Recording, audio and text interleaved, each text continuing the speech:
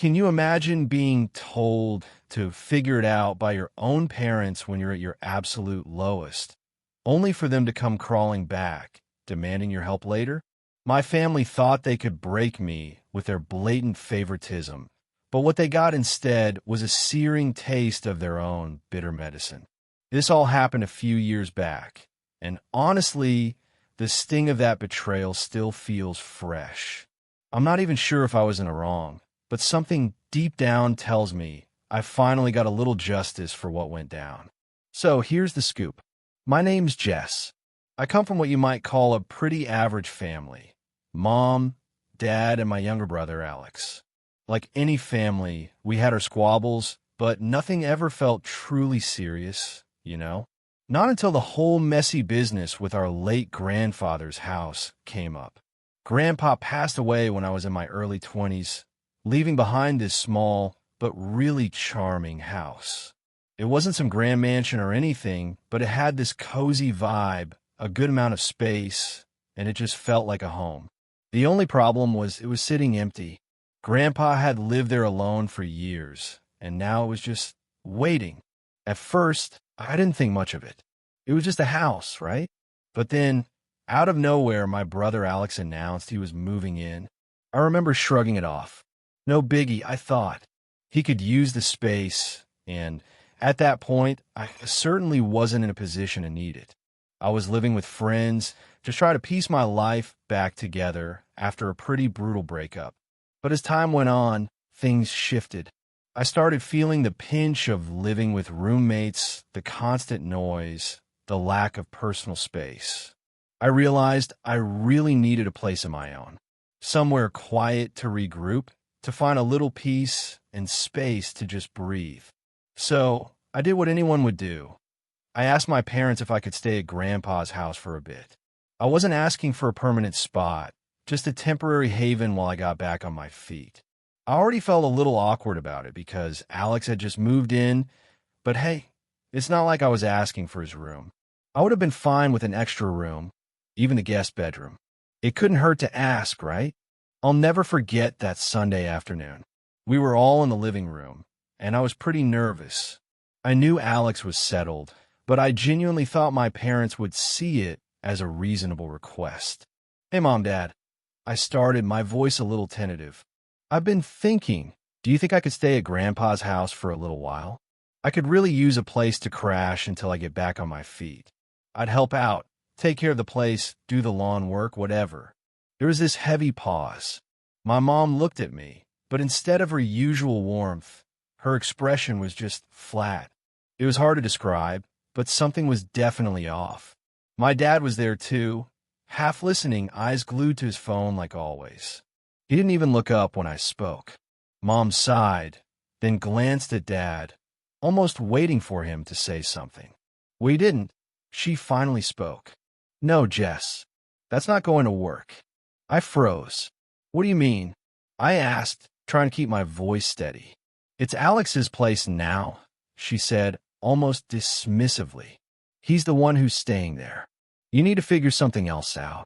I felt my chest tighten, a sharp, cold knot forming. It's one thing to hear that from your brother, but from Mom? And Dad just sat there, still staring at his phone, acting like I wasn't even in the room. I didn't know what to say. My mouth went dry, but I tried to keep my cool. I don't need to stay forever, I pleaded. Just for a little while. I'll be really careful, I promise. It's just temporary until I get back on track. Mom's face didn't soften. She crossed her arms, leaning back. No, Jess, it's not happening. But why? What's the big deal? I pressed, genuinely confused. This was family, right? I thought we were supposed to help each other out. My dad finally looked up from his phone, his voice detached. It's Alex's house now. You should be more independent. I blinked, feeling the sting of his words. It wasn't like I wasn't trying to be independent. I just needed a little help, a little space to breathe. But no, this was apparently where the line was drawn. But you let Alex stay there. Why not me? I asked, my voice a little sharper than I intended. Mom's gaze hardened, like I'd said something unforgivable. Alex needs it, Jess. He's been struggling with things, and we've already told you. You need to handle your own stuff. Don't ask for special treatment." Those words felt like a slap in the face. "Alex is struggling," I repeated, my voice shaking now. "What about me? I've been struggling too, but apparently I don't matter enough for a little help." The room went silent, thick with tension. My parents didn't seem to care. They just sat there as if I was being completely unreasonable. And Alex? Well, of course, when I mentioned it to him later, he just laughed. "You really think I'm going to let you move in here?" he asked, snickering. "No way, Jess. It's my place now. Figure it out." After that, I tried to put it out of my mind. It wasn't easy, but what choice did I have? I couldn't just sit around begging for a place to stay. I had to make things work. So I moved into a tiny studio apartment that I could barely afford. It was cramped, sure, but it was mine, and I didn't have to rely on anyone. But as much as I hated the situation, that bitterness, it just stayed with me. Every time I saw my parents or Alex, I couldn't shake the feeling that they had completely abandoned me. I was the one who actually needed a hand up, not Alex, who was living rent-free in a house he didn't even appreciate, acting like it was his personal palace. But they all kept defending him. "He's in a rough spot," my mom would say whenever I brought it up. "You'll figure it out, Jess." And Alex? He wasn't shy about rubbing it in. He'd send me texts sometimes, bragging about how much easier his life was with the house, even throwing in comments about how nice it was not to pay rent. It was like he knew how much it bothered me, and he loved it. He was playing some twisted game, and I was the punchline. Things dragged on like that for months. I got a second job, hustled constantly just to cover rent, and try to keep my head down. But it was hard not to feel like my parents had definitively picked a side. I'd overhear them talking about Alex's bright future, how he was really getting his act together. Meanwhile, they'd give me these forced pep talks, telling me I just needed to work harder. I guess they thought I'd just get over it. But I didn't. I was tired of being the one they only remembered when they needed something. Then, one evening, about a year after the whole "no, you can't stay at Grandpa's house" incident, I was out grabbing dinner when my phone rang. It was Mom. I didn't even want to pick it up, but I did. "Jess, honey, we need to talk," she said, her voice oddly serious. A jolt of anxiety went through me. My parents never called me this late, unless something was seriously wrong. "What's going on?" I asked, trying to sound calm. "Well, we've been talking, and we have a situation," she said slowly, drawing out every word.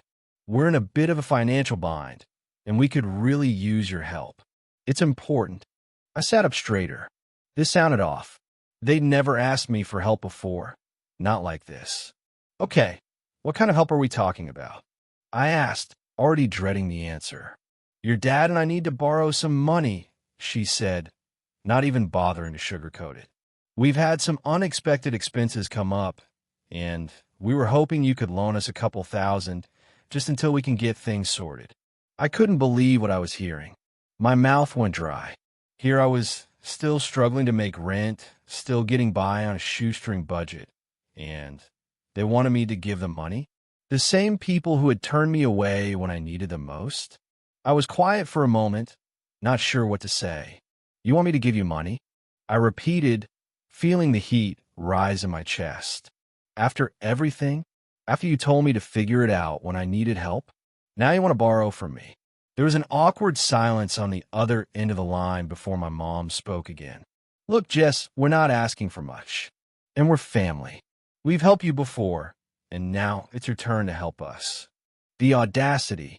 She really thought I'd just roll over and help them after everything that had happened?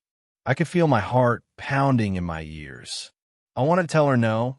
I wanted to hang up the phone and let them deal with their own mess, just like they had told me to do when I was struggling. But then something inside me just snapped. Maybe it was the anger, or maybe it was just the sheer injustice of it all. "Actually," I said, my voice calm but sharp, "I think I've helped enough already." "What are you talking about?" she asked, confused. I've been helping myself for the past year, I said, feeling a little more confident now. You made it clear that I wasn't worth helping. You told me to figure it out. So that's what I did. I didn't get a place to crash. I didn't get a handout. And now you want me to bail you out. My mom's tone shifted from pleading to defensive. Jess, this is different. We're family. You should understand that. Oh, I do understand, I said, a bitter chuckle slipping out. I understand that when it was my turn, I was supposed to figure out on my own. And now that it's your turn, you're coming to me. Well, I'm going to do the same thing you did. Figure it out. I could hear her sputtering, but I wasn't done yet. And as for the money, I think I'll be keeping it for myself, just in case I ever need to figure something out again. The silence on the other end was almost deafening. I could almost picture her, speechless, not knowing what to say. And then, just before I hung up, I added one final line. Maybe you should have helped me when you had the chance. The silence lingered for what felt like an eternity before my mom finally spoke again. But this time her voice had lost the pleading tone. It was colder, sharper. Well, fine. If you don't want to help, then we'll just have to figure it out ourselves. I heard her take a breath, probably trying to compose herself. But don't think this is the last time we're going to ask. You're still family, Jess. I wasn't sure if I was supposed to feel guilty, but honestly, all I felt was a quiet sense of relief. I had finally stood up for myself. Yeah, well, good luck, I said before I ended the call, my hand shaking slightly as I put the phone down. That night, I didn't sleep much. Not because I felt bad, I didn't. It was because I felt powerful. I had said no. I had taken control of the situation. For once, I wasn't on the receiving end of their expectations. For once, I made the rules. The next few days were tense, though. My mom and dad didn't call or text me, which felt weird. I was used to their constant check-ins or their passive-aggressive guilt trips. But now, nothing. It was like I had vanished from their radar, and honestly, it was exactly what I needed. I didn't want to deal with their drama anymore. Alex, on the other hand, wasn't as silent. He texted me the day after that conversation. Mom and Dad said you're being stubborn, he wrote. I don't get it. Why can't you just help them out like they helped you?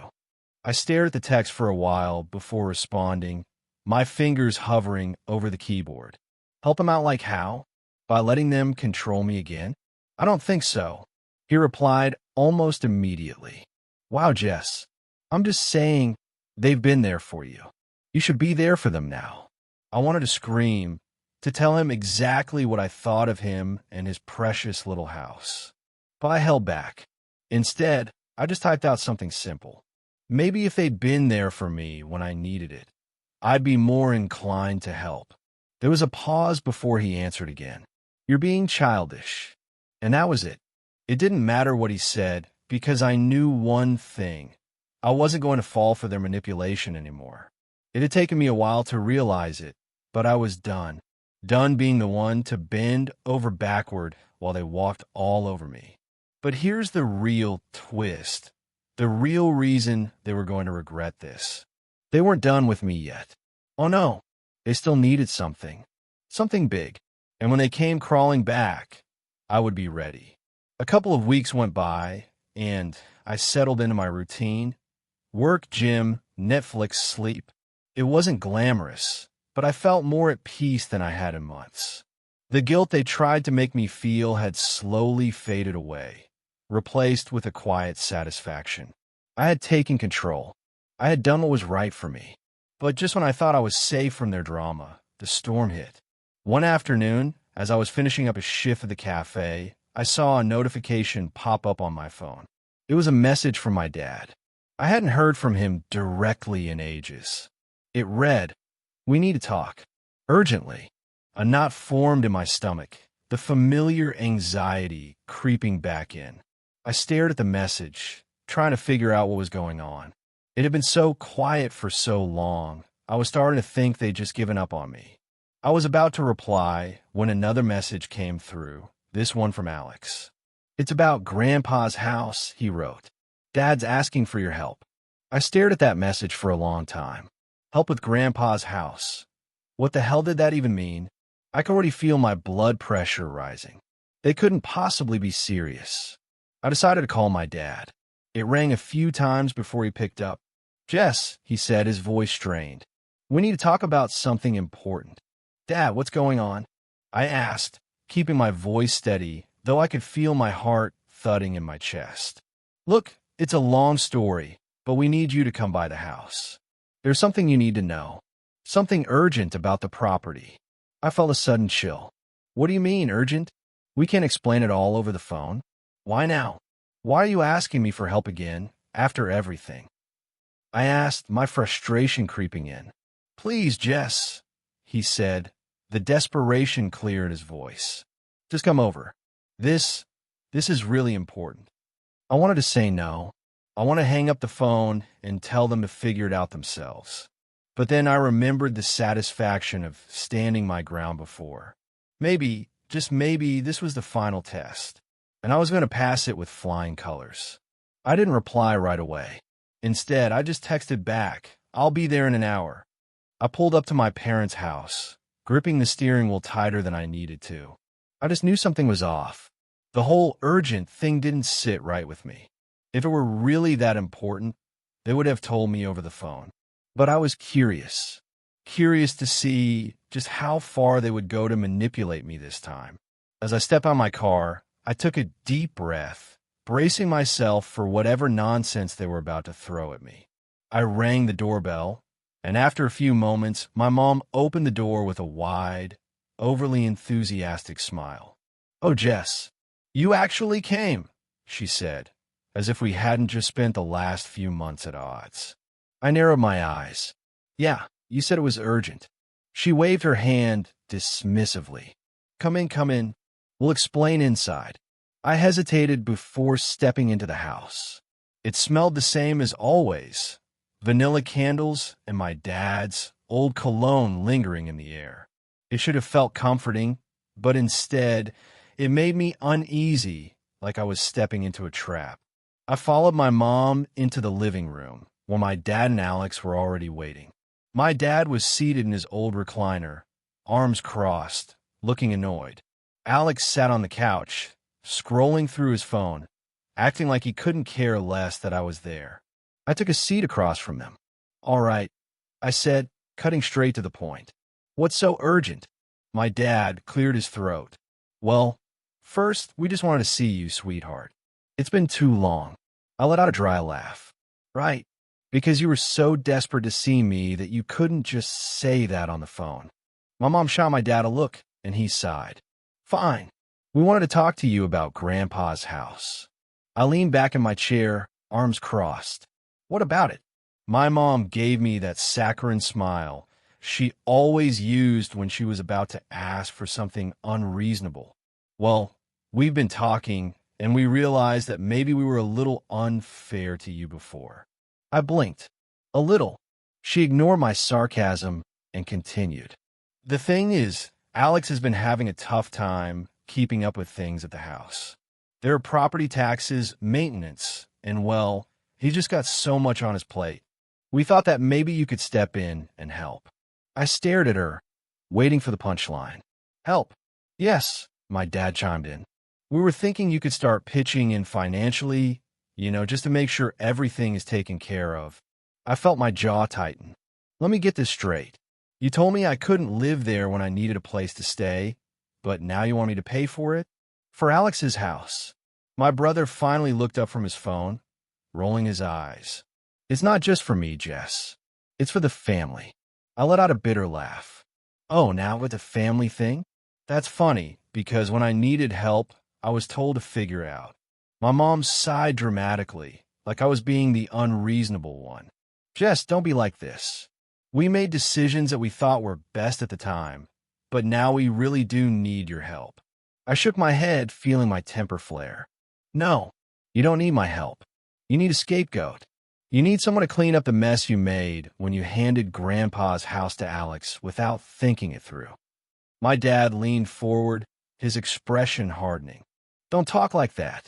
This is about doing what's right for the family. I stood up, my heart pounding. You mean doing what's right for Alex? Because let's be real, that's all this has ever been about. Alex scoffed. Oh, come on, Jess, stop playing the victim. You act like we threw you out on the street. I turned to him, my voice cold. You did. Maybe not literally, but you sure as hell didn't care when I was struggling. You told me to figure it out. So guess what? Now it's your turn. My mom gasped. Jess, that is not how family treats each other. I laughed. Actually laughed. That's rich coming from you. Because when I needed my family, where were you? Oh, right, too busy handing out free houses to my golden child brother. My dad's face was turning red. That's enough. I grabbed my bag. No, it's not. Because I'm done. I'm done playing this game where you guilt-trip me into being your backup plan. You made your choice when you told me I wasn't welcome. Well, now I'm making mine. My mom looked genuinely panicked now. Jess, wait. I shook my head. No, you don't get to control me anymore. You don't get to cherry pick when I'm part of the family. I turned to Alex. You wanted the house. You got it. Good luck figuring it out. I turned on my heel and walked to the door, my heart pounding in my chest. Jess, don't do this, my dad called after me. We need you. I stopped at the doorway, turning back just enough to meet his eyes. Yeah, I said, and I needed you. Funny how that works. And with that, I walked out. I drove away without looking back, but the second I was alone in my car, a wave of emotions crashed over me. Anger, frustration, maybe even a little sadness. Not because I regretted what I said, but because it confirmed something I had always suspected. I was never really part of their plans unless they needed something from me. After that, I went full no contact, blocked their numbers, ignored their emails, and made it clear through mutual relatives that I was done. And you know what? It was the best decision I ever made. No more last-minute guilt trips. No more feeling like I was some disposable backup plan. From what I've heard, Alex is still struggling with the house. Turns out property taxes and upkeep aren't as easy as having everything handed to you on a silver platter. My parents apparently tried to spin the story to make me look like the villain, but people caught on fast. Some of my extended family actually reached out to tell me they understood why I walked away. Honestly, I have no regrets. They made their choice, and I made mine. So what do you think? Was I too harsh? Or did they finally just get a taste of their own medicine?